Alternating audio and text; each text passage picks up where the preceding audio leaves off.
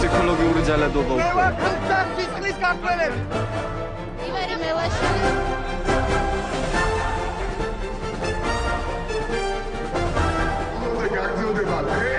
სოლიდარობა, იგზენი, დიდი მადლობა.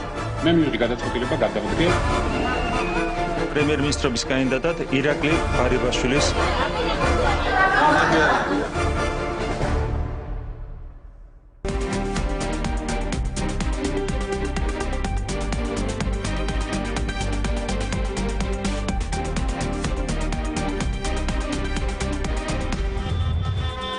ხეობის მცველების ხმაურიანი პროტესტი ქუთაისში, აქცია და პიკეტი ენკას ოფისთან. ინოცმინდის პანსიონში სოციალური მუშაკები რჩებიან. ომბუდსმენი კი დაწესებულებიდან კვლავ სრულად ბავშვების გამოყვანას მოითხოვს. პარალელურად კი სახალხო დამცველის წინააღმდეგ აქცია იმართება.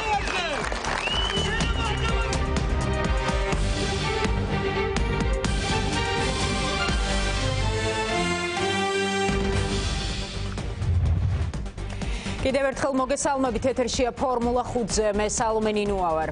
რიონის მცველების პროტესტი გრძელდება. ხმაური იყო ქუთაისში ენკას ოფისთან, სადაც აქტივისტებმა კომპანიის ოფისი გადაკეტეს. აქტივისტები ამბობენ, რომ ხელისუფლებას კიდევ ერთხელ ახსენებენ მათ მოთხოვნებს. დღეს კი ეკონომიკის მინისტრმა ნათია თურნავამ თქვა, რომ უახლოეს დღეებში ნამახვან ჰესის საკითხზე ევროკავშირის თაოსნობით მედიაციის პროცესი დაიწყება. მისივე განცხადებით 15-მა ორგანიზაციამ ნამახვან ჰესის პროექტის შესახებ არსებული კვლევები გამოითხოვა და ახლა მათგან დასკვნას ელოდება. ხეობის მცველებმა კი ენკას ოფისიდან ქუთაისის საქალაქო სასამართლოსთან გადაინაცვლეს.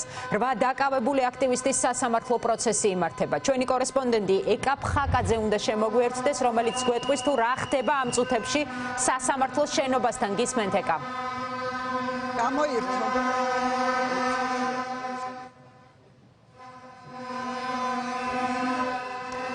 ხედავთ, რომ ხმაურია სასამართლოს ეზოსთან აქცია იმართება სასამართლოში, სადაც 8 დაკავებულის შესახებ უნდა იმსჯელოს ქუთაისის სასამართლომ. მანამდე კი ენკას ოფისთან იყვნენ შეკრებილები, სადაც ხმაური იყო. მათ კიდევ ერთხელ შეახსენეს მოთხოვნები ხელისუფლებას და რომ ისინი არ დათმობენ ტერიტორიას, აცხადებდნენ მთელი დღის განმავლობაში. ეკა ფხაკაძე 8 აქტივისტს ედავებიან ხულიგნობას და პოლიციისთვის დაუმორჩილებლობას. საიას წარმომადგენელი აცხადებს, რომ იმ შემთხვევაში თუ სასამართლო სამართლიანად იმსჯელებს, აქტივისტები უნდა გამართლეთ. თქვენ ხედავთ, რომ რიონის ხეობის მცველები არ იღლებიან 2 საათი მიმდინარეობს ხმაურიანი აქცია საქალაქო სასამართლოსთან. მანამდე ასეთივე აქცია იყო კომპანია ენკასთან, მოხდა ოფისის პიკეტირება, გზის გადაკეტვა, აქტივისტებმა კომპანიის ჭიშკარზე დახატეს აგრძალვის ნიშანი. ვარლამ გოლეთიანი აცხადებს, თუ იმ შემთხვევაში თუ მათი მოთხოვნები არ იქნება შესრულებული, ეს პიკეტირება გაგრძელდება. არ წამოვიდა არასდროს რეალურ დიალოგზე ჩვენთან, წავედით ფართომასშტაბიანი აქციების გზით, აი ამ გადაკეტების გზით და ესე ვუყურებთ ავასწროთ კანონი ამ ქვეყანაში. თუ არ იქნება პირობები გათვალისწინებული, ჩვენ გადავკეტავთ აქაც კომპანიის ესე ვთქვათ ოფისს და არ მიცევთ მათ შესვლა გამოსვლის საშუალებას, ისევე როგორც გადაკეტილი გვაქვს ხეობაში შესასვლელი გზები კომპანიის. ახლა ვიმყოფებით ქუთაისის საქალაქო სასამართლოსთან, სადაც უნდა გამოცხადდეს განაჩენი იმ ბიჭების ადმინისტრაციულ სარჩელთან დაკავშირებით, რომლებიც ერთად დაიჭერეს 8 ადამიანი. იმედი გვაქვს, რომ მოსამართლე მიიღებს, ასე ვთქვათ, სამართლიან გადაწყვეტილებას. ვიცით დაცვის მხარის მონაცემებით, რომ აბსოლუტურად დაცვის მხარემ დაასაბუთ ამ ბიჭების უდანაშაულობა და იმედი გვაქვს, რომ ეს იქნება გამამართლებელი განაჩენი. თუ სასამართლო ოდნავ კანონიერად მაინც და ოდნავ სამართლიანად განიხილავს საქმეს და შეაფასებს უბრალოდ საქმის მასალებს, გადაწყვეტილება იქნება ამ ბიჭების სასარგებლო, რომ არც ერთი პირი არ არის სამართალ დამღვევი. იქნება ისინი დაბრუნდებიან გუმათ ჰესთან და იქ განაგრძობენ ბრახოს. პარალელურად აქტივისტები ემზადებიან დიალოგისთვის ხელისუფლებასთან. ამ დიალოგს მედიაციას გაუწევს ევროკავშირი. მადლობა ეკა ფხაკაძე საუბრობდა პირდაპირ ეთერში ქუთაისიდან და კიდევ ერთი მნიშვნელოვანი თემა. სახალხო დამცველი კვლავ აცხადებს, რომ ყველა ბავშვი ნინოწმინდის პანსიონიდან უნდა გამოვიდეს, რადგან ისინი ძალადობრივ გარემოში ცხოვრობენ. ამ დღეების განმავლობაში არაერთმა მედიამ არაერთი ყოფილი ბენეფიციარი ჩაწერა, რომლებიც დასჯის სასტიკ მეთოდებზე საუბრობდნენ და ამბობენ, რომ მეუფე სპირიდონმა ყველა ფაქტის შესახებ იცოდა. რამდენიმე დღის წინ სასამართლომ მიიღო გადაწყვეტილება, რომ დატოვონ შეზღუდული შესაძლებლობის მქონე პირებმა დაწესებულება. ბავშვების გამოყვანის პროცესი დაწყებულია. მეუფე სპირიდონი კი არ ეთანხმება სასამართლოს გადაწყვეტილებას. არ ეთანხმებიან ასევე სასამართლოს გადაწყვეტილებას და ომბუდსმენის განცხადებებს მეუფე სპირიდონის მხარდამჭერები, რომლებიც სახალხო დამცველის ოფისთან აქციას მართავენ. ჩვენი კორესპონდენტი ნინო ვარძელაშვილი შემოგვიერთდება ახლა პირდაპირ ეთერში და გვეტყვის თუ რა ხდება ადგილზე. საპროტესტო აქცია სახალხო დამცველის ოფისში ამ მომენტშიც გრძელდება. შეკრებილები არიან აქ მეუფე სპირიდონის მხარდასაჭერად. ასე ქვია აქციას, ისინი მოითხოვენ სახალხო დამცველის ნინო ლომჯარიას გადადგობას. აქ ცოტა ხნის წინ ისმოდა მოწოდებები წადი, გადადექი. აქციის მონაწილეებს შორის არიან სასულიერო პირები. ცოტა ხნის წინ მოვიდა მოძრაობა ეირის ლიდერი ლევან ბასაძე. მანაც გააკეთა სიტყვით გამოვიდა და ცოტა ხნის წინ მოუწოდა აქ შეკრებილ ადამიანებს, რომ ნინო ლომჯარიას გადადგომა არ მოსწონ სახალხო დასკვნა ნინოწმინდის პანსიონთან დაკავშირებით. აქ გაკეთებულ მოწოდებებს შორის ასევე ისმოდა მედიის წინააღმდეგ გაკეთებული განცხადებებიც, მათ შორის მთავარი აქცენტი იყო კრიტიკულ მედიასთან დაკავშირებით, ფორმულა დასახელდა ღიად, ასევე მთავარი და თავდაპირველი ეს არის ის მედია საშუალებები, რომელსაც აქ შეკრებილი საზოგადოება უცხადებს ბოიკოტს და ამბობენ, რომ პროპაგანდაში იღებს ეს მედია საშუალებები მონაწილეობას. ასევე არასამთავრობო სექტორი გახდა თავდაცვის ობიექტი.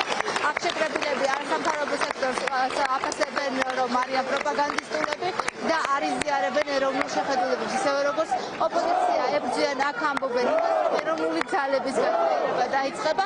ახლაც ისმის მოწოდებები ესმის მაყურებელს გაუმარჯოს და ბოლოს ახლა რასაც მოისმენს მაყურებელი, მინდა ვუთხრა, რომ რა თქმა უნდა ამ ძალადობრივ განცხადებებს ემჯნება თავად ტელეკომპანია ფორმულა.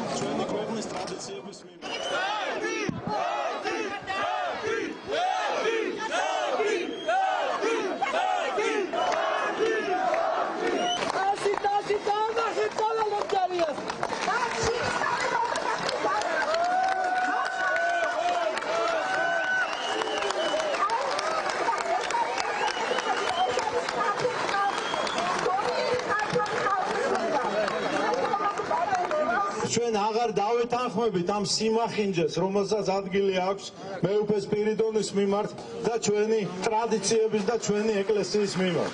იცვლება ეპოქა, იცვლება დროება და ლიბერალური ფაშიზმი დამთავრდება საქართველოში. მე გვპირდებით ამას, შემოგარგო ხო.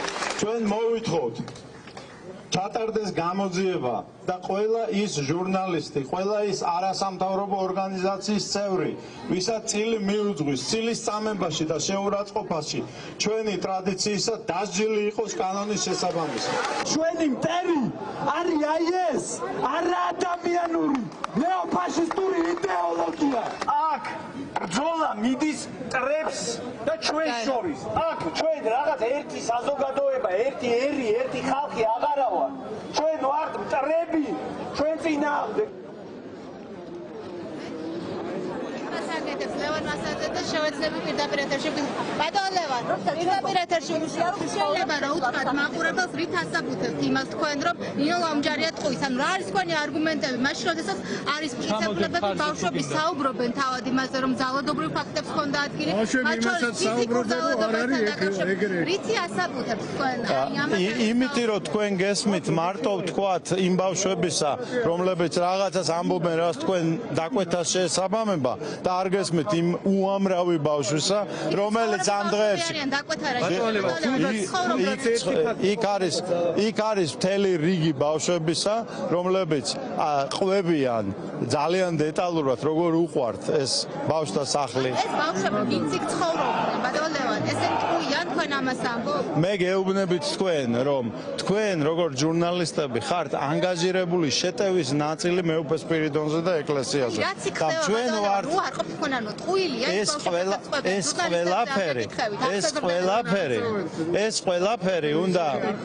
ეს ყველაფერი უნდა მოხდეს კომპეტენტური ორგანოების ჩარევით და არა ჟურნალისტური აურზაურით და ბავშვების დასწრებით. მანამ გამოძიება არ დასრულდება, ბავშვების გამოყვანაზეა საუბარი, ამიტომ რომ აღარ განმეორდეს იგივე თუნდაც. და ბავშვების გამოყვანა, რომლებიც ტირიან და ამბობენ, რომ წასვლა არ უნდათ, რომლებიც მშობლებსაც დიდმა ნაწილმა რას ნიშნავს? როდესაც 16-მა ბავშვებსაც უზრუნველყოფა. თქვენ რა იცით, ვინ გითხრათ თქვენს? ეს შეტევის ნაწილია. ეს ანგაჟირებული შეტევის ნაწილია. ეს იყო ლევან ბასაძე, როგორც გითხარით, მედიის მიმართ იყო აგრესიული განცხადებები, განსაკუთრებით ფორმულას მიმართ და აქ მოსული საზოგადოება ითხოვდა იმას და ითხოვს იმას, რომ ნინო ლომჯარია გადადგეს. შეგძლებთ ვთქვათ რა საპროტესტო? მაგას არა. ეს რას ნიშნავს? მაგას არა. მაგას არა მე მითხარი. აი მაგ ტელევიზიას არა. მაგ ტელევიზიას არა. გადაგიშავათ ამ ტელევიზიას. ეკლესიას დაუშავა და ქვეყანას დაუშავა. რა, კონკრეტულად. TV პირველს გაასტარით უკვე თქვენ. გადაგიშავათ. გაგრძელებას აღარ ვაპირებ. გაგრძელებას აღარ ვაპირებ. ლიბერასტულ ტელევიზიას ფორმულას ინტერვიუს არ მოგცემ. პროტესტ გიცხადე. ლიბერასტი რომ მოხარეს რატო არ გააპროტესტე? არიცით ლიბერასტი და ჯვარი რო წააქცეს რატო არ გააპროტესტე? ჯვარი რო წააქცეს მოთხარეს და მოჭრეს რატო არ გააპროტესტე? არ უჭერ მხარს LGBT ხალხს და არ უჭერ ლომჯარია შვაში, მაგ ლომჯარია შვაშია კი არა თავშია. ზუსტად მაგია გამოსათხრებელი ლომჯარია იქედან. ეხლა რას ვაპროტესტებთ და საქართველოში მოისპოს LGBT შვილების წარწმება და ნინო ლომჯარია გაეთრიოს საერთოდ მოაშო. ეკლესიას უჭერთ ხალხს და იყო და იმის წინააღმდეგ რაც ხდება ზოგადად. ამ კონკრეტულ შემთხვევაში რას იხო? ამ კონკრეტულ შემთხვევაში ნინო წმინდის ბავშვთა სახლში უჭერთ ბავშვებს ხმა, ზუსტად რომ არ გვინდა რომ ლიბერალების ხელში ჩავარდნენ ბავშვები და მათ გაზარდოს. ძალადობაზე რას ფიქრობ? ძალადობა მე იქ ვერ ვნახე და ასე. თქვენ შიგნით იყავით? თავ უკაცრავად სახედაფარული ბავშვები ლაპარაკობდნენ. აქით ახარეს უსმინეთ ბავშვებს, რომლებიც ღია სახით ილაპარაკეს დადებითი. სახალხო დამცველის ოფისთან საპროტესტო აქცია დღეს სრულდება. აქ სახალხო დამცველის ოფისიდან აქციის მონაწილეებს დღეს არავინ გამოხმაურებია. მადლობა ნინო ვარძელაშვილი საუბრობდა პირდაპირ ეთერში. და რა ხდება ნინო წმინდის პანსიონში? ამ დრომდე იმყოფებიან დაწესებულებაში სოციალური მუშაკები. დღის ბოლოს არის თუ არა ცნობილი, დატოვებს თუ არა დღეს პანსიონს ბავშვების ნაწილი. ჩვენი კორესპონდენტი ლადო ბიჭაშვილი იმყოფება დილიდან ადგილზე და ბოლო ინფორმაციას მოგვაწვდის. გისმენთ ლადო.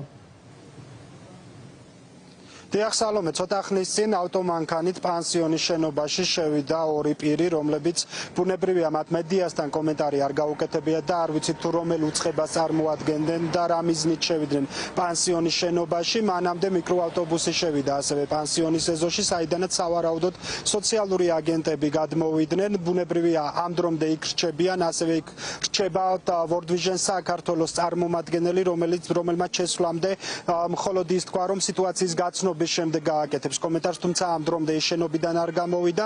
შენობიდან გამოვიდა ერთი პირი, რომელმაც არც ვინაობა დაასახელა და არც უწყება თუ რომელ უწყებას წარმოადგენდა და არც პანსიონში შექმნილ მდგომარეობაზე და არც იმის შესახებ ისაუბრა თუ რა მიზნით იმყოფებოდა.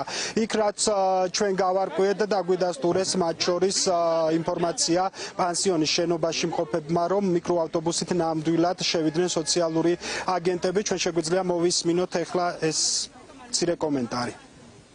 გითხარით რა ინფორმაცია მიიღეთ დღესაც იგეგმება ბავშვების გაყვანა პანსიონიდან? რა სურათი დაგხვდათ ბავშვების? რა ვითარება არის? უშუალოდ წავადეთ. ბავშვების სამინისტროდან ხართ? საიდან ხართ? გითხარით? ბატონო, უკაცრავად. გითხარით საიდან ხართ? გითხარით რა ინფორმაცია მიიღეთ? იგეგმება დღეს ბავშვების გაყვანა დამატებით? რა მდგომარეობა დაგხვდათ? არა. ვარდოსის მუშაკები. ბავშვები არ მოუყანოთ. ხო?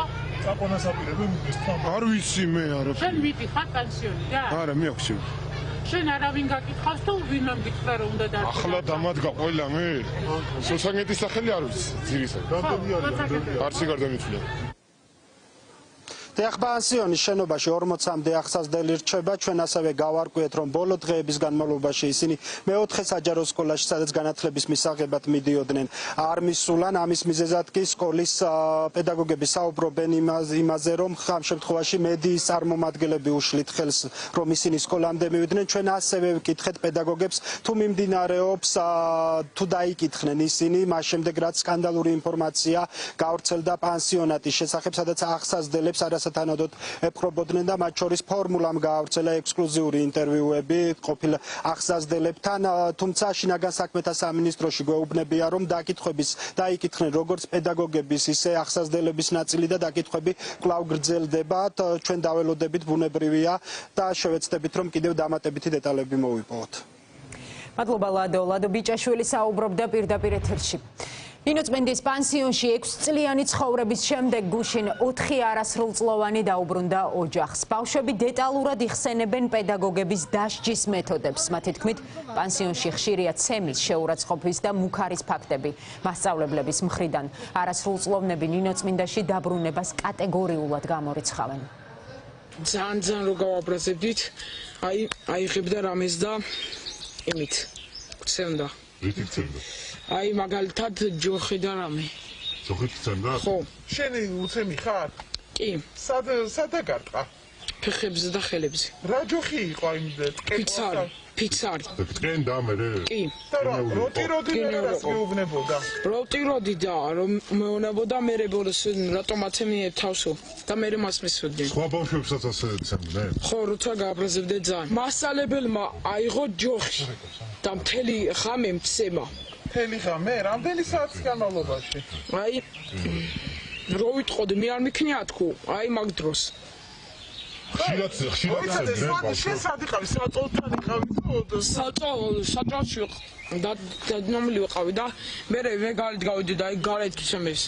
და შენი ძმას ფანჯრები დახურის, რომ ვინმე არ გაეგონა ხმა. გახსოვს ვინ გცემა მაგიცრით? კი. სახელი და გვარი გახსოვს? ლია გურული და ნინო კნაველიძე. წიგს მოგცემდა და მთელ სანამ არ ვისწავლედი, იქამდე საჭმელს რა გვაჭმდებოდა და არ დაგვაწვენდნენ. ყოფილა ესეთ შემთხვევა, რომ დიდი ხნით უჭმელი დარჩენილ ფარმაკის გამო? რამდენი საათი? რამდენი საათი და დილიდან საღამომდე დავჩენილიყარ ერთ დროს. არ მოითხოვე მშიაო? არა. რატო? იმიტომ არ შეძლებოდა. ეს პოლიციაში თქვი და ხელი მოვაწერი. რა თქვი პოლიციაში? აი ეს ყველაფერი. რა გითხრეს? მე დაკითხეს? კი, დამკითხეს და ხელი მოვაწერი. ფეხს დატვეხი ლოგინიდან, მასწავლებელმა შეუმისრო, შემდეგ მოვიდო და დამარტყა ჯოხიდან. გამეტებით. რატოდ გიხარო? ხო. უნდა იწვეო თუ რატო? უნდა იწვეო. და რომელი საათი იყო? ღამე იყო თუ დღის იყო თუ როგორ იყო? ერთი მასწავლებელი ქვია ლია მასწავლებელი. მაგ თუ მაშინ ბაბა ჩემი მეგობრები ბამბას სტანდი და ჩემი მეგობრად გადმოვარდა ის ბამბა ლოგინდა და მე დამაბრალეს და ღამის 5 საათზე აგვაყენეს ფეხი და დაგვაყენეს. და ღამის დილის საათამდე. ფეხზე იდექითო? და არ დაწექით? ვერ დაწექით? 5 საათიდან 10 საათამდე 5 საათი იდექით ფეხზე. მე მეშინოდა რომ მეუფეს რო ეტყოდით, მე შემდეგ მასწავლებლები კიდევ გწენდნენ. სახელი გახსოვს და გვარი მასწავლებლების? ვინ რა თქვა? ლია გურული და მეორე? იკნაველიძე. არ მსმენია მაგის შესახებ. და იმ ვინც დაასახელეს, იმ ადამიანებს მე ვიცნობ.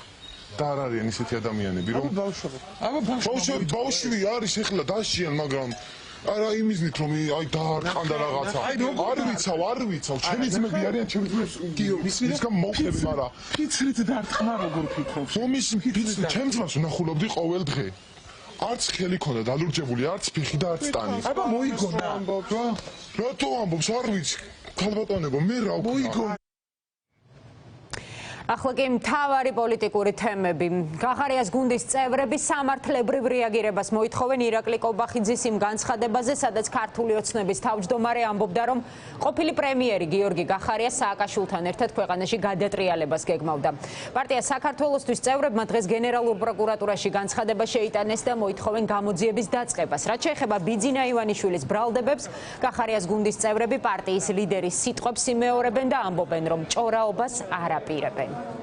ვფიქრობთ, რომ ამ უმძიმეს ბრალდებებს სჭირდება სამართლებრივი პასუხები, რადგან ქვეყანაში არავის არ აქვს უფლება საკუთარ პოლიციას, ჩვენს გმირ პოლიციელებსა და ჯარისკაცებს დასდოს უაპელაციოდ ბრალი და ამისთვის არ აქვს პასუხი. ბიძინა ივანიშვილს არ პასუხობ, ერიდებით მისი სახელისუფლება. რაც შეეხება ბატონ ივანიშვილის განცხადებას, ამასთან დაკავშირებით ბატონი გიორგი გახარიას ოფიციალური გვერდით გავრცელდა შესაბამისი განცხადება.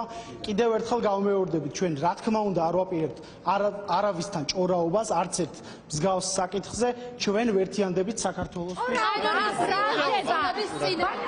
უკაცრავად ჭორაობა, სახელმწიფოს წინააღმდეგ წასვლა ჭორაობა, ბატონ ბერდია, საკმაოდ არანაკლებ მძიმე ბრალდება არის გიორგი გახარიას მისამართი ბიძინა ივანიშვილის მხრიდან და იქნება ამასაც ბატონმა გიორგი გახარიამ უკვე გააკეთა შესაბამისი განმარტება თავის ოფიციალურ Facebook გვერდზე და უახლოეს მომავალში ვიხილავთ მის პოზიციონირებასაც ამ საკითხზე. პოლიტიკიდან წასული ივანიშვილი რამდენიმე თვიანი პაუზის შემდეგ დღეს გამოჩნდა და განცხადებაც გაავრცელა. ქართული ოცნების ყოფილმა თავმჯდომარემ და პარტიის დამფუძნებელმა ერთ დროს მისი ნაქები პრემიერი და გუნდის ერთ-ერთი ლიდერი გიორგი გახარია სახელმწიფო ღალატში დაადანაშაულა. ივანიშვილი ამტკიცებს, რომ გახარიას ახალი პარტია მისი პროექტი არ არის და ამბობს, რომ ყოფილი პრემიერის გადაწყვეტილება ანტისახელმწიფოებრივი იყო. დღეს სასწრაფოდ ივანიშვილის აზრი გაიზიარა თეა წულუკიანმაც და განაცხადა, რომ პარტიის ყოფილმა ლიდერმა თანაგუნდელები გახარიას გულისხმობდა მიატოვა და ღალატის ტოლფასი ქმედება ჩაიდინა. ოპოზიციაში კი მიაჩნიათ, რომ ივანიშვილის დღევანდელი გამოჩენა ახალი სპექტაკლის ნაწილია და მმართველ გუნდს თვითმმართველობის არჩევნების ეშინია. რა ქვია ამ საქციელს თუ არა სწორედ ღალატი იმედგაცრუება, ვინაიდან ძალიან სალაპარაკო ენაზე რომ ვთქვა, მეც დამრჩა განცდა, რომ ლიდერმა უბრალოდ აიღო და ჩვენ დავყარა ასე და მიგვატოვა, მაშინ როდესაც კანონი იყო დასაცავი. როდესაც შენ ხარ აღმასრულებელი ხელისუფლების ხელმძღვანელი და კანონის აღსრულებაზე ამბობ უარს, ან სხვა სიტყვებით ამბობ, რომ კანონის აღსრულება გეშინია, ეს მე როგორც ყოფილი იუსტიციის მინისტრი გეტყვით, რომ არის კანონის ღალატი. ის რაც გააკეთა პრემიერ-მინისტრმა გიორგი გახარიამ, როცა საქართველოსთვის მართლა ისეთ მნიშვნელოვან მომენტში უღალატა სახელმწიფოს და უღალატა გუნდს. ეს არ იყო გუნდის ღალატი, ეს იყო სახელმწიფოს ღალატი, სამართლის უზენაესობის და კანონის უზენაესობის ღალატი და ზურგში დანიშარტმა, იმიტომ რომ როდესაც კანონი უნდა აღსრულდეს და პრემიერი ამბობს, რომ ის წინააღმდეგია კანონის აღსრულების და მიდის თანამდებობიდან ერთადერთი შეიძლება ამას კონდეს მიზანი, რომ ამ კაცის მიზანი იყო რაღაცნაირად ჩამოეშალა სახელმწიფო. თავის დროზე საქციელი იმ ადამიანის, რომელსაც ეჭირა პრემიერის პოზიცია და იყო ძალიან კრიტიკული მომენტი მისი გუნდისათვის და მის გუნდში შეფასებული იქნა როგორც ამ გუნდის ღალატი. აშკარაა, რომ გახარია აზის ქართული ოცნების ელექტორალურ ხმებს და მნიშვნელოვან ნაწილს იღებს, რაც ბუნებრივია ვერ უზრუნველყოფს თვითმმართველობის არჩევნებისათვის ქართული ოცნებისათვის 53%-ის მიღწევას და პრაქტიკულად ქართული ოცნება კატასტროფის პირას არის. ამიტომ ბიძინა ივანიშვილი გამოაგორეს ახლა და აკეთებენ განცხადებას, რომელიც ქართული ოცნების ელექტორატის მობილიზებას შეეცდება. თუმცა პროცესები იმდენად ღრმად არის ჩიხში შესული, რომ დარწმუნებული ვარ თვითმმართველობის არჩევნებისათვის ეს განცხადებაც არ უშველის. ეხლა ბიძინა ივანიშვილის და ქართული ოცნების მთავარი მიზანია გახარია აქციოს თითქოს ოპოზიციურ ფლანგზე მოთამაშეთ, სწორედ ამიტომაც აკეთებს ამ განცხადებას. რა თქმა უნდა, ბიძინა ივანიშვილის პროექტად რჩება გახარია. გახარია დამოუკიდებლად აღმოჩნდა, რომ მაინც და მაინც ვერ ქაჩავს ოპოზიციონერობას, ყოველ შემთხვევისთვის საჭირო ზომაზე ეს ვერ მოახერხა მან, ამიტომ მათ გამოიყვანეს ბიძინა ივანიშვილი, რომელსაც ასე ვთქვათ ოპოზიციონერობის ბეჭედი გააცემინეს გახარიასთვის, იმისთვის რომ გახარიამ არა ქართულ ოცნებას წაართვას ხმები, არამედ წაართვას ხმები ოპოზიციას. თბილისის საქალაქო სასამართლოში კი ვახოსანაიას თავდასხმის საქმეზე პროცესი მიმდინარეობს. დღევანდელ სხდომაზე მოსამართლე გიორგი კერატიშვილი სამაშველო სამსახურის იმ თანამშრომლებს უსმენს, რომლებიც ვახოსანაიაზე თავდასხმის დროს მას ავტომობილის აღმართზე ამოყვანაში ეხმარებოდნენ. მათმა ნაწილმა ჩვენება სასამართლოს უკვე მისცა. ისინი ადასტურებენ კონფლიქტის არსებობას, თუმცა არა ჟურნალისტზე თავდასხმას. მიუხედავად იმისა, რომ შემთხვევის ადგილიდან რამდენიმე მეტრში იმყოფებოდნენ, ვერ საუბრობენ კონფლიქტის დაწყების მიზეზზე. როგორც სასამართლოზე განაცხადეს, დაპირისპირებული მხარეები ერთმანეთს შეურაცხყოფას აყენებდნენ, ისინი კი სიტუაციის განმუხტვას ცდილობდნენ.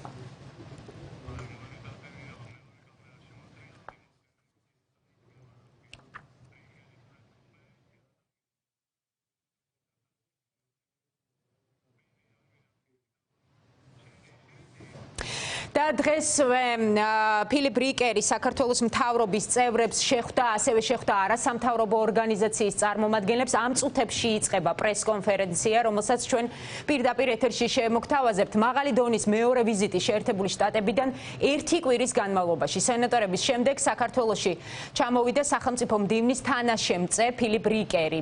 რეგიონული ტურნე მან საქართველოდან დაიწყო. ის თავდაპირველად მედიის განვითარების საკითხებზე მომუშავე კოალიცია მედია ადვოკატირებისთვის წარმომადგენლებს შეხვდა, სადაც მთავარი თემა სწორედ ქვეყანაში გაუარესებული მედია გარემო და თავდასხმები ჟურნალისტებზე იყო. მოგვიანებით არასამთავრობო ორგანიზაციის წარმომადგენლები შეხვდნენ ფილიპ რიკერს, სადაც ერთ-ერთი მთავარი თემა მართლმსაჯულების პრობლემები იყო. არეგულირებელსაც შეეხო საქმე, რომელსაც ხელისუფლება იყენებს ინსტრუმენტად იმისთვის, რომ გააკონტროლოს მის მიერ არაკონტროლირებადი ტელევიზიები, მათ შორის უხამსობის ნორმის არასწორ ინტერპრეტაციას, რომლის გამოც დაასანქცირეს შერჩევითად რამოდენიმე არხი. პოლარიზებულია ეს პლურალიზმი და ის მედიები, ვინც უზრუნველყოფენ პლურალიზმს და მრავალფეროვნებას მოსაზრების, არის ხელისუფლების სამიზნე. ბოლო პერიოდში მომხდარი დასმები, მათ შორის ხადია არის ტელეკომპანია ფორმულას თანამშრომლების ვახოსანაიას საქმე.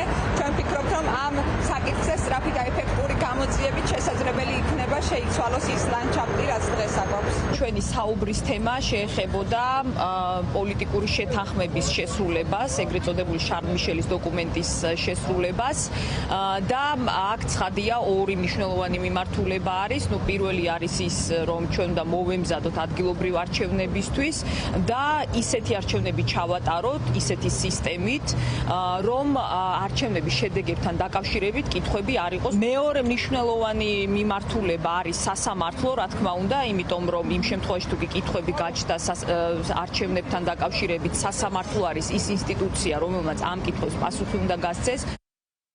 დღესვე ფილიპ რიკერი საქართველოს მთავრობის წევრებს მთავრობის ადმინისტრაციაში შეხვდა. მანამდე კი საქართველოს თავდაცვის მინისტრმა ევროპაში ამერიკის შეერთებული შტატების სარდლობისა და სახელმწიფო დეპარტამენტის დელეგაციას თავდაცვის სამინისტროში უმასპინძლა. როგორც ცნობილია, ფილიპ რიკერი საქართველოს გარდა აზერბაიჯანსა და სომხეთსაც ეწევა. ვიზიტის მიზანი ორმხრივი და რეგიონული პრიორიტეტების პროგრესი და რეგიონის დემოკრატიული და ეკონომიკური განვითარებისთვის ამერიკის მხარდაჭერის გამოხატვა. ასევე დღეს პრეზიდენტთანაც გაიმართა შეხვედრა.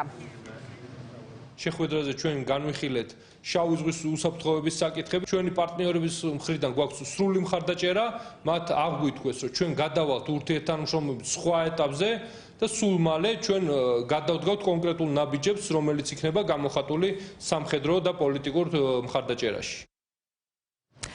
და ამ წუთებში, როგორც უკვე გითხარით, მოსწავლე ახალგაზრდობის სასახლეში პრესკონფერენცია იმართება. ამერიკის შეერთებული შტატების სახელმწიფო მდივნის მოადგილის მოვალეობის შემსრულებელი ფილიპ რიკერი მედიასთან განცხადებას გააკეთებს.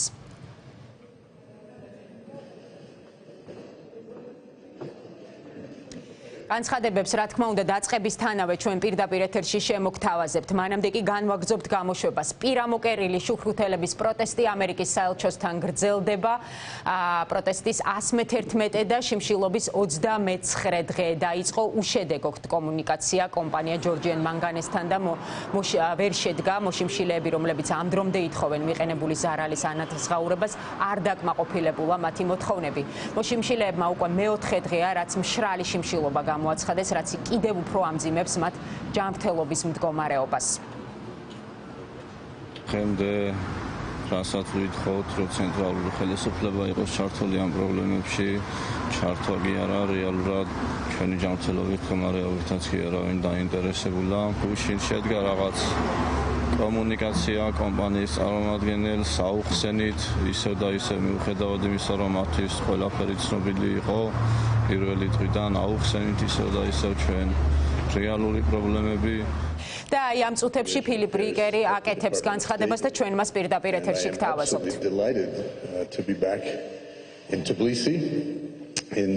In Georgia on behalf of Secretary of State Blinken, who along with the National Security Advisor Jake Sullivan asked me to come and visit the region. This is my first stop on a trip throughout the South Caucasus, and I've had very productive conversations so far today very grateful for the warm welcome in Georgia. I was here last fall, very briefly, with Secretary Pompeo at that time, and then my last visit was a couple of years before that, when I also had a chance to meet with our embassy team, of course, and the key leadership and representatives from across Georgian society at that time. მოგესალმებით. მე გახლავართ ფილიპ რიკერი, გახლავართ სახელმწიფო მდივნის მოადგილე ევროპისა და აზიის საკითხებში, ვაშინგტონში ხელმძღვანელობ ბიუროს.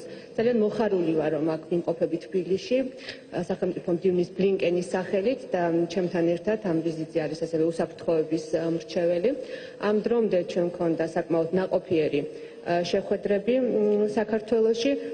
რაც შეეხება ჩემს ვიზიტს, ეს არის ვიზიტი სამხრეთ კავკასიაში. საქართველოში ყოფნის შესაძლებლობა მქონდა ასევე გასულ შემოდგომაზე, როდესაც სახელმწიფო მდივანი პომპეო იმყოფებოდა აქ, მაშინ მოკლეხნიანი ვიზიტით ვიყავი საქართველოში და მანამდე რამდენიმე წლის წინ ასევე მქონდა საქართველოში ყოფნის შესაძლებლობა.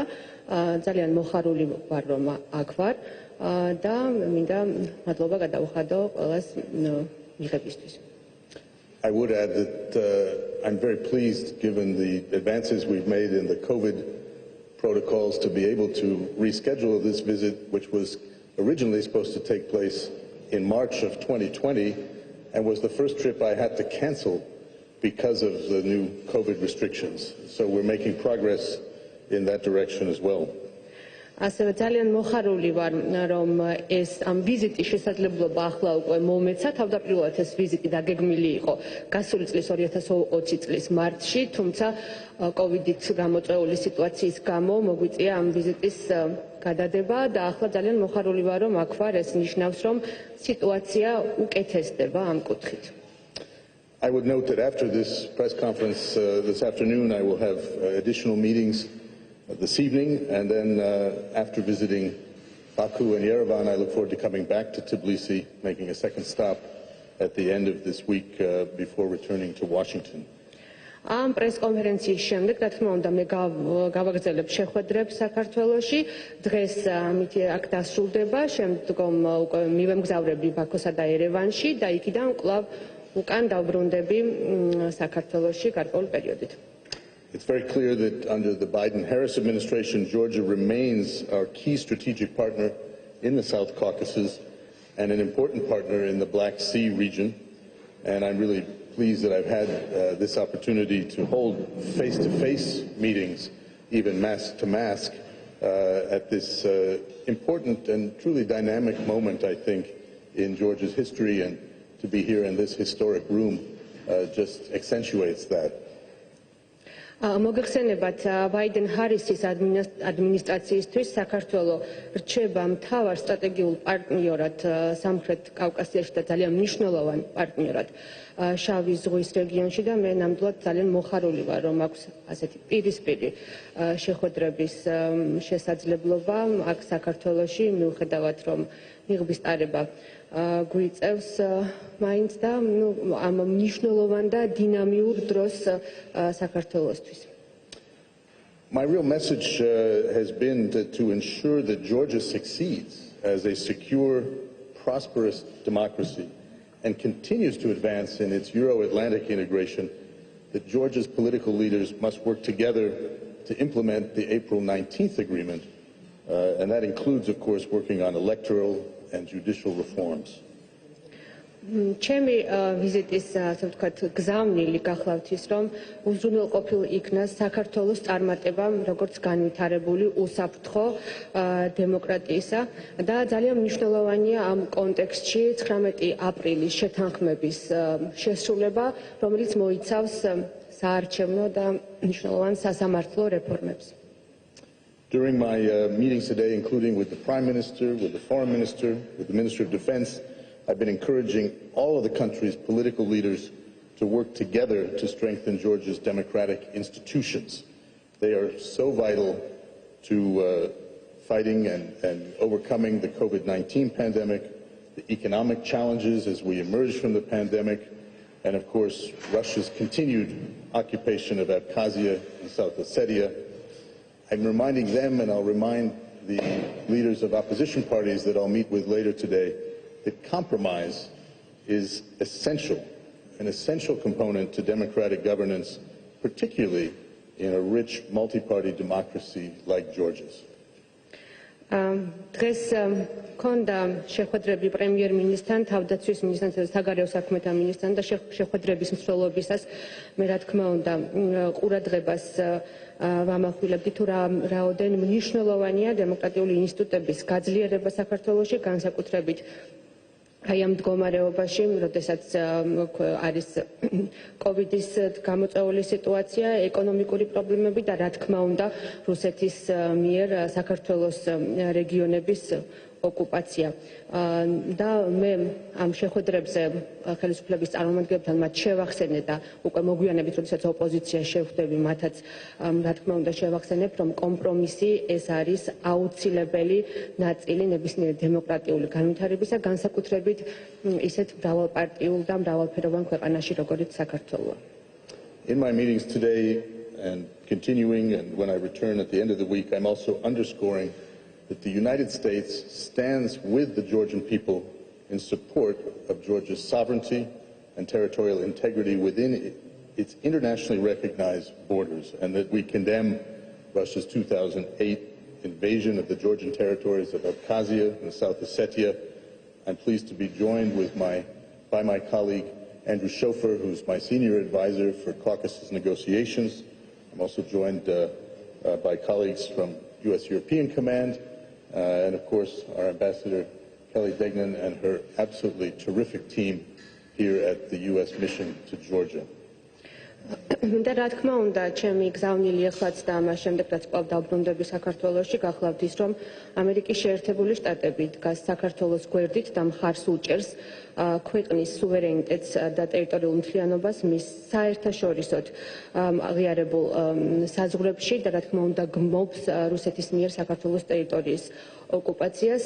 მე ძალიან მოხარული ვარ, რომ ჩემთან ერთად არიან ასევე ჩემი კოლეგები, ბატონი ენდრიუ შოფერი, რომელიც გახლავთ მთავარი მრჩეველი, ჩემი ასევე სხვადასხვა ევროპის საგრუპის წარმომადგენლები და ელჩი საქართველოში, რომლებიც ერთად არიან მართლაც არაჩვეულებრივი გუნდი. Through the good offices of Mr. Schofer, we're engaged diplomatically through the Geneva international discussions to address America მხარს უჭერს საქართველოს ტერიტორიულ მთლიანობას, ასეთია სახელმწიფო დეპარტამენტის მდივნის მოადგილის მთავარი გზავნილი ფილიპ რიკერის პრესკონფერენცია მიმდინარეობს ამ წუთებში უკვე კომენტარის ფორმატში გავაგრძელოთ მისი მოსმენა. ჩვენ ვართ ჩართული ჟენევის ფორმატში, რაც გულისხმობს ამ ოკუპაციაზე რეაგირებას და ამ პრობლემის მოგვარებას და ასევე ჩვენ მტკიცედ ერთგულნი ვართ საქართველოს მიმართ, რომ ქვეყანამ გააძლიეროს თავის შესაძლებლობები თავდასაცავად. And let me also note on behalf of Secretary Blinken and President Biden our deep appreciation for Georgia's contributions to NATO operations over the many years, including the resolute support mission in Afghanistan.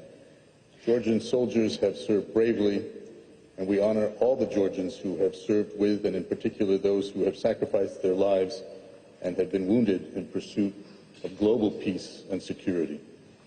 განსაკუთრებით მინდა აღვნიშნო და პრეზიდენტ ბაიდენისა და სახელმწიფო მდივნის ბლინკენის სახელით განსაკუთრებული, ასე ვთქვათ, პატივისცემა გამოვხატო საქართველოს და ქართველი ჯარისკაცების წვლილის მიმართ, რომლებიც მონაწილეობდნენ სხვადასხვა მისიებში, მათ შორის ნატოს მტკიცე მხარდაჭერის მისიაში. ქართველი ჯარისკაცები მამაცად იბრძოდნენ ამ მისიებში და ჩვენ ვაფასებთ განსაკუთრებით მათ წვლილს, ვინც სიცოცხლე დაკარგა ამ ბრძოლაში გლობალური უსაფრთხოებისა და სიჩუდის მისაღწევად.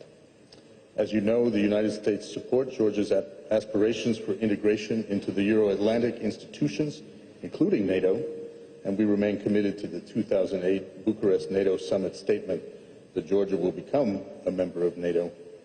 As the COVID-19 pandemic continues, we also stand with the people of Georgia in the fight against this terrible virus.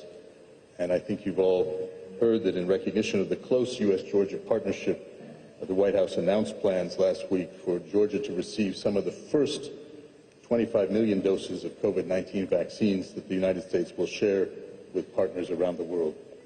რა თქმა უნდა, ამერიკის შეერთებული შტატები მხარს უჭერს საქართველოს ევროატლანტიკურ ინსტიტუტებში ინტეგრაციას, მათ შორის ნატოში ინტეგრაციას და ჩვენ ერთგულნი ვართ 2008 წლის ნატოს სამიტის ბუხარესტის სამიტის განაცხადისა, რომ საქართველოს ხდება წევრი.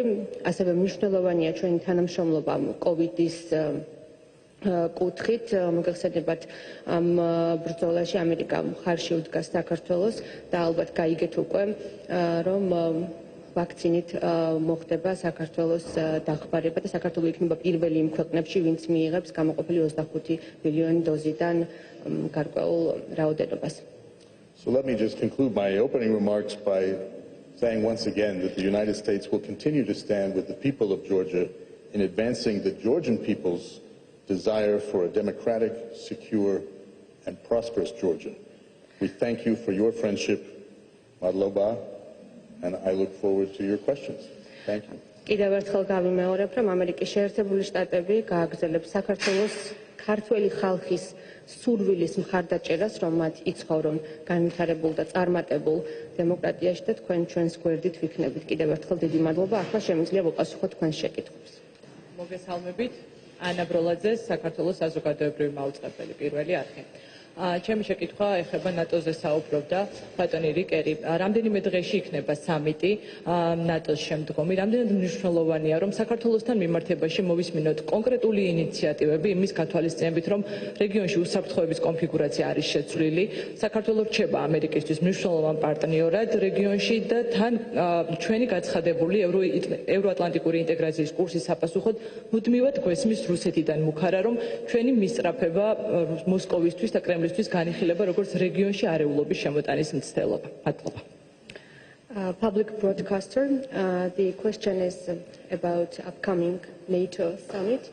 Considering the changed configuration in the region, how important is that there is concrete proposals, concrete decisions regarding Georgia, especially when Russia sees Georgia's integration to NATO as a threat? So, how important would be the concrete proposals? Well, as you've heard from the White House, the President very much looks forward to his first NATO summit as President. The 30 allies of NATO will gather, of course, in Brussels next week on the 14th.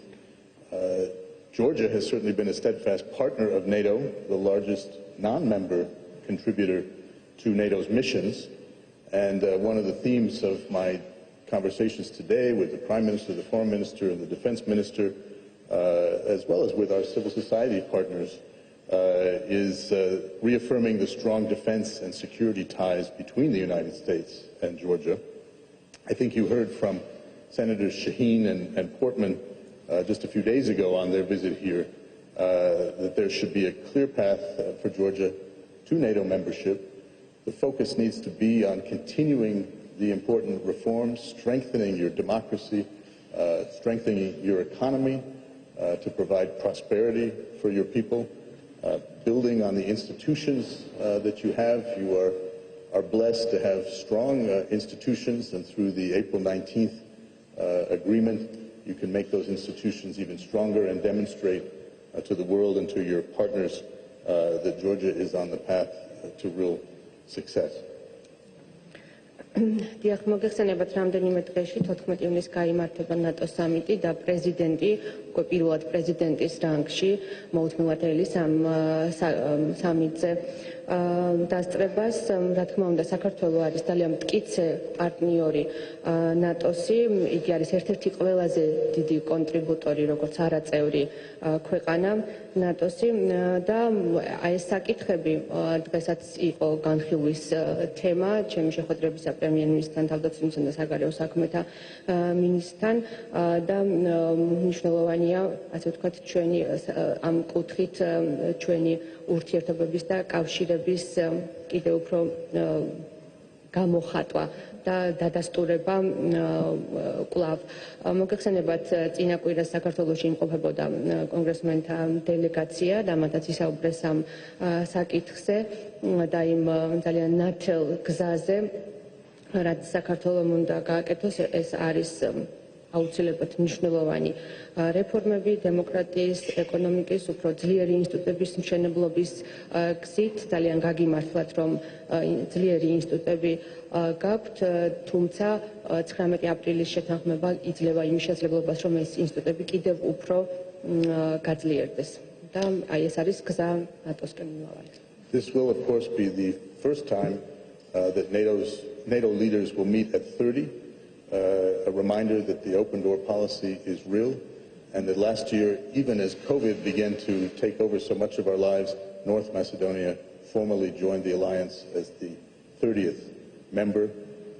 It will also be an opportunity for the leaders to focus on NATO for the next 10 years and beyond through the NATO 2030 report and recommendations in how we deal with the new challenges that have emerged.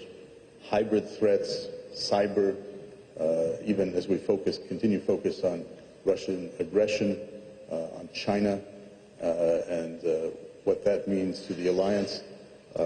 So it proves to be, I think, a very important summit for NATO, very forward-looking as they move ahead with this strong set of recommendations to make NATO even stronger, increase its partnerships for the future. მოგეხსენებათ ამ შეკრებაზე არის კიდევ ერთ-ერთი ნიშანი და სამიტი ერთ-ერთი ნიშანი იმისა, რომ ნატოს კარი არის ღია, მიუხედავად კოვიდით გამოწვეული მდგომარეობისა, ნატომ გასულ წელს მიიღო 30 წევრი ჩრდილოეთ მაკედონია, რომელიც შეუერთდა ნატოს და გახდა წევრი. ასევე ამ სამიტზე განხილული იქნება, ასე ვთქვათ, ნატოს სამოქმედო გეგმა და გეგმები მომდევნო 10 წლის განმავლობაში, ის გამოწვევები, რაც არსებობს დღესდღეობით ნატოს წინაშე, იქნება ეს ჰიბრიდული ომის, კიბერ უსაფრთხოება, ასევე ყურადღება გამახვილდება რუსეთის აგრესიაზე, ასევე ჩინეთის საკითხი და ვფიქრობ, რომ საკმაოდ საინტერესო, ასე ვთქვათ, სამიტი იქნება და განიხილება ის საკითხები, რაც ემსახურება ნატოს კავშირების გაძლიერებას და თანამშრომლობის გაღრმავებას. Thank you. Telecompanija Formula, Keti Xidisheli. Თქვენი ვიზიტის პირველი შეხვედრა გაიმართა კოალიცია მედია ადვოკატირებისთვის წარმომადგენლებთან და როგორც ჩვენთვის არის ცნობილი, ამ შეხვედრის ერთ-ერთი მთავარი თემა იყო ის წოლა, რომელიც ხორციელდება მედია საშუალებების წინააღმდეგ, განსაკუთრებით კი კრიტიკული მედიის წინააღმდეგ. ვიცით, რომ მიიღეთ ინფორმაცია იმ სამართლებრივ საქმეებთან დაკავშირებით, რომელიც მიმდინარეობს მედია მენეჯერების წინააღმდეგ და ასევე ინფორმირებული ხართ, რომ ტელეკომპანია Formula-ს ჟურნალისტზე ვახოსანაიაზე განხორციელდა და თავდასხმა. ვფიქრობთ თუ არა, რომ მედია თავისუფლების თვალსაზრისით ქვეყანაში არსებული მდგომარეობა არის საგანგაშო და ხომ არ შეიძლება ეს იყოს ერთ-ერთი მიზეზი იმისა, რომ საქართველოს წინააღმდეგ ამოქმედდეს დაფინანსების პირობითობით საკითხი და აქვე დამატებ, რომ ხელისუფლების წარმომადგენლები უკვე დიდი ხანია კრიტიკულ მედიასთან აღარ თანამშრომლობენ. თუ შენარჩუნდა ეს ტენდენცია, ხომ არ აისახება ეს წინასაარჩევნოდ არჩევნების ხარისხზე? TV Formula. We know that you today had a chance to meet with representatives of media society, and you are well informed about the ongoing situation, about the pressure that is on media in Georgia and the prosecution cases on media managers, also recent attack on of our journalists. Don't you think that this kind of pressure and this kind of situation is alarming in Georgia, and how would you assess the media freedom in Georgia? Also, it's important to note that representatives of the government do not tend to cooperate with critical media, and if this continues this way, do you think that this might prompt conditionality on assistance to Georgia from the US side, and will it have its consequences on elections as well? Well, let me just say that indeed I began my visit today by meeting with representatives of organizations that support independent and free media, because the United States supports the strengthening of Georgia's democratic institutions, and those institutions include a free, independent media space in which journalists can safely do their jobs. დიახ, დღევანდელი ჩემი შეხვედრები დაიწყო მედია წარმომადგენლებთან, ასევე ორგანიზაციებთან, რომელიც მუშაობენ ამ სფეროში, რადგანაც ჩვენ საუბრობთ ყოველთვის დემოკრატიული ინსტიტუტების გაძლიერებაზე და მედია, თავისუფალი მედია ეს გახლავთ ერთ-ერთი უმნიშვნელოვანესი ინსტიტუტი. Journalists have an obligation to pursue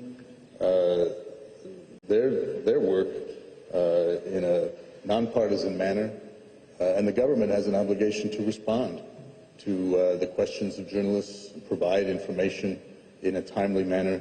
Those are important parts of any democracy.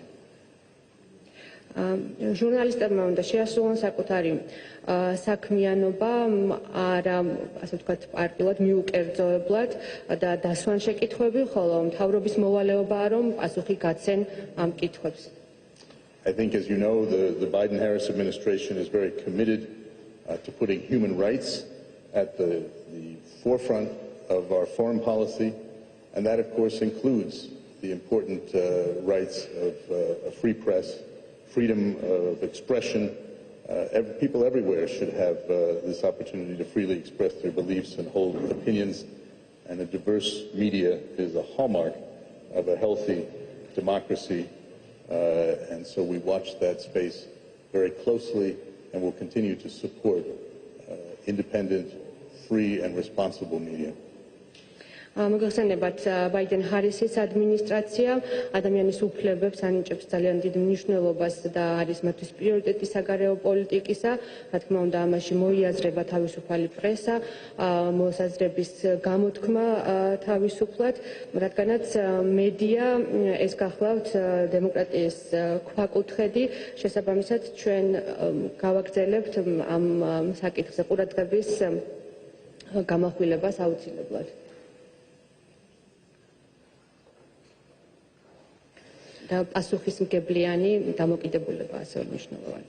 გამარჯობა, მთავარი არხი ნინო სამყურაშვილი, მოგესალმებით. მე მინდა გითხოთ სასამართლო სისტემის რეფორმასთან დაკავშირებით, თქვენ თქვით, რომ ყველა შეხვედრაზე და ასევე ვინც თქვენი შეხვედრიდან გამოვიდა, ყველა საუბრობდა, რომ ყველაზე მეტი დრო დაეთმოს სწორედ სასამართლო სისტემას და სასამართლო სისტემის რეფორმირების აუცილებლობას.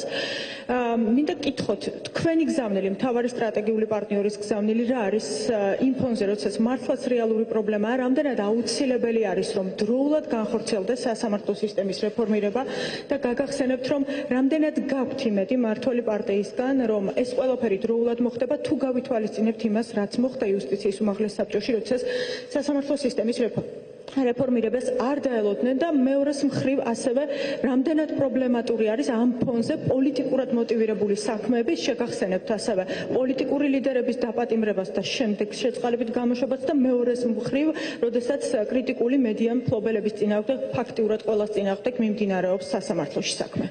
As we know, one of the main topics of your conversation was the reform of judiciary system in Georgia, and that this is very important for the country's development. How would you assess the situation, and how would you consider that this might happen in a timely manner, especially when we see a lot of politically motivated cases and the cases against media managers, and the recent development when the High Council of Justice did not waive the implementation of reform, and there were some appointments. So do you consider that this is possible, that judicial reform is conducted in a timely manner? How would you assess the overall situation? Well, let me just say, to begin with, that democracy, of course, is a constant work in progress. A fundamental tenet of American democracy enshrined in our Constitution that we are constantly striving to form a more perfect union in the United States. And we've never said that we've gotten there. It's a constant process. I think Georgia's democratic institutions broadly have made tremendous progress since independence. But there remains work to be done. You all know that.